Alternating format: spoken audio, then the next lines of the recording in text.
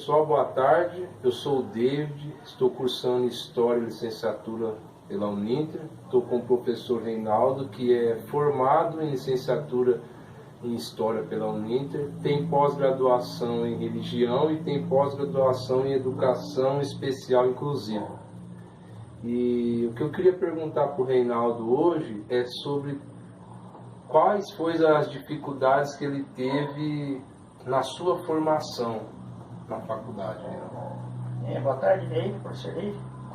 Bom, David, respondendo a sua pergunta, e eu me lembro que eu não entrei diretamente numa idade já, né, para fazer o nível superior. Eu fiquei um bom tempo parado, né, por falta de recurso financeiro mesmo, né. Mas com o passar do tempo, eu vi que eu tinha necessidade de voltar a estudar, né, porque eu trabalhei muito tempo em colégio, né, e eu não tenho vergonha de falar que eu fui faxineiro, porteiro, e também já trabalhei dentro da administração do colégio. Aí, uma das dificuldades que eu tive, né, para me formar, foi devido ao meu trabalho. Eu trabalhava em Londrina e muitas vezes, devido ao horário de ônibus, né, eu chegava tarde em Rolândia. Eu tinha que fazer sempre esse caminho, Londrina, Rolândia. Né, e uma das dificuldades que eu tive foi exatamente essa, né, era o horário. Muitas vezes tinha prova, chegava atrasado, tinha apresentação de trabalho, muitas vezes eu tomava chuva. E eu me lembro até que uma vez eu apresentei um trabalho e eu estava até gripado. Mas para cumprir, né, com o propósito, eu fui molhado, cheguei lá, a professora ainda deixou apresentar. Sim. Mas eu confesso que aquela apresentação foi uma das apresentações mais ou menos. Sim, porque eu estava gripado, né, mas foi de grande valia. Sim. A dificuldade você encontrou, né? Exatamente. E depois dessas dificuldades você se formou, e qual foi a sua dificuldade quando você chegou numa sala de aula daí? Bom, eu já fui professor substituto, né, em Mato Grosso, né, no tempo que eu morei lá. Eu pegava aula também em particular, tinha assim, uma certa experiência, né? Sim. Então, quando eu entrei na sala de aula, uma dificuldade que eu achei nos dias atuais, mudou muito os alunos, né? Hoje em dia os alunos, raramente uma sala onde tem 25 alunos, nem todos estão ali com aquele propósito de aprender, de estudar, né? Então, essa dificuldade de chamar a atenção do aluno.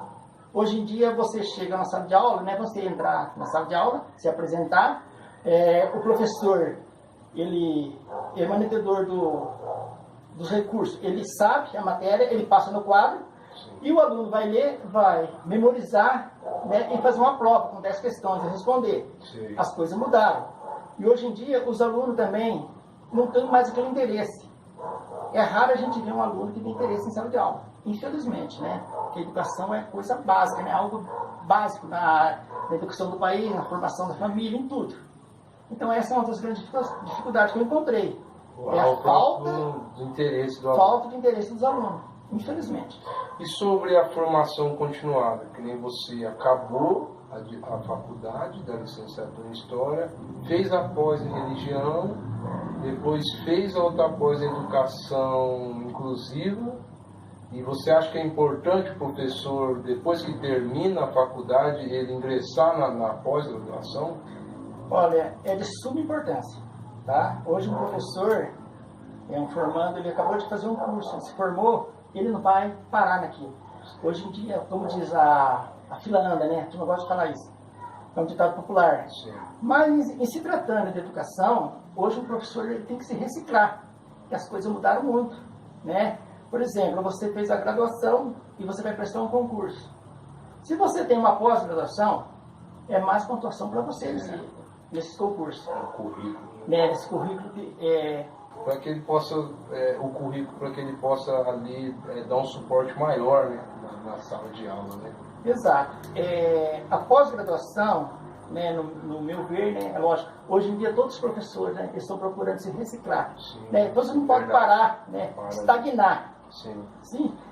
Cada ano que passa, cada curso, de uma certa maneira, o estudante ele nunca para de estudar. Verdade. Né? Ele faz uma pós-graduação, depois ele vai fazer um mestrado, mais para frente ele tem que fazer um doutorado. Né? Sim, sim. Para se beneficiar no futuro, né? Do estudo, né? De tudo que a gente se propôs a conquistar.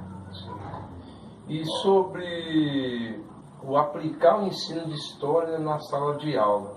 O que a gente pode fazer para que fique uma aula de história assim, que todos se interessem? O que o professor tem que fazer para melhorar o ensino de história, para melhorar, para fazer com que os alunos sintam interesse mesmo na aula de história?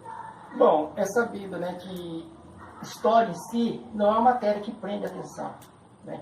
Para se estudar, lecionar história, você tem que gostar de história. Sim. E a gente sabe que poucos gostam de história. Hoje em dia, um professor, né, para motivar dentro da sala de aula os alunos a gostar de história, ele tem que aproveitar o chamado recurso midiático, né, que hoje nós temos acesso, né, à internet. Né, hoje os alunos têm celular dentro da sala de aula, se bem que é proibido o aluno usar celular dentro da sala de aula. Mas se for para o bem comum da educação, entre aluno e professor, para se interagir, eu acredito que deve usar sim o celular. Para ajudar no dia a dia, né, na matéria, para motivar o aluno, né, a pesquisar, a ter assim, um certo interesse por história. Porque o aluno, sendo motivado pelo professor, ele vai acabar descobrindo que história não é assim, uma matéria tão chata. Sim. Assim, de uma certa maneira, não é porque eu gosto de história, não. Eu não acho uma matéria chata. Muitas vezes, quando se fala de história, a pessoa pensa, história é estudar o passado. Mas nós temos que lembrar que história não se diz só respeito ao passado. É o passado, é o presente e o futuro. Como diz a história, é uma ciência. Achei interessante isso que a gente abordou aqui com o professor Reinaldo, sobre a sua dificuldade para começar, para se formar, e depois as dificuldades, os desafios que ele encontra no dia a dia, numa sala de aula, na vida. E é isso, pessoal. Boa tarde.